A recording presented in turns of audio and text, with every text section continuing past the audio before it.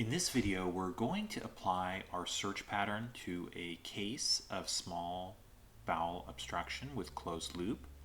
And we're just going to see how we can systematically make the diagnosis and touch on all the key features that are relevant to this case.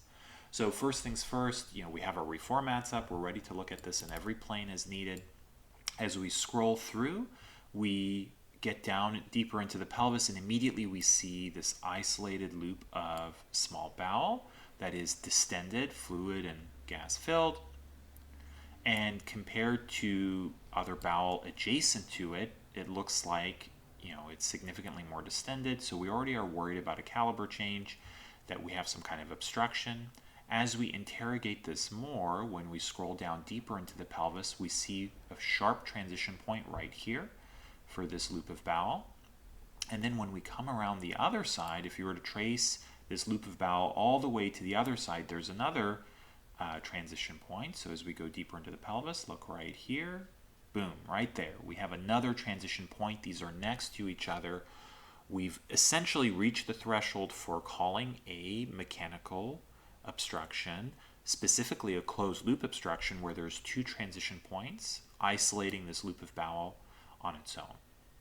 Now, there are some other findings that help us. If we look at the bowel that's distal, this is the terminal ileum right here plugging into the cecum, and we trace that back, we see that that's decompressed, it's not really dilated. All of this bowel here that we looked at before, this is all proximal, so it's not dilated, so it's very clear that this is just affecting a specific loop of the bowel, small short segment, very suspicious for a closed loop. And then when we come to our sagittal, we see this characteristic balloons on a string sign, given the extent of mesenteric edema, where we have kind of the radiating balloon string sign here with the distended bowel around it. So this is suggesting that there is probably something like an internal hernia here, which is responsible for this closed loop SBO.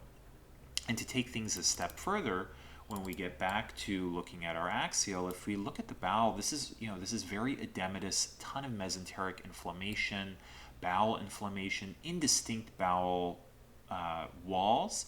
So we should raise suspicion for ischemia, potentially necrosis, or developing necrosis, given the fact that there is such irregular enhancement and areas of non-enhancement for this bowel. So in the end, this turned out to be a closed loop from an internal hernia, went to the OR, it was resected.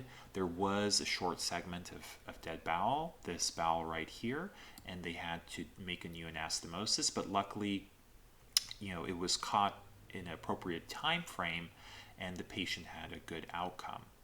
So that is a little bit of an overview of applying the search pattern to the case. We look for obstruction, we look for signs of closed loop, and then we talk about evidence of bowel compromise, which is present here.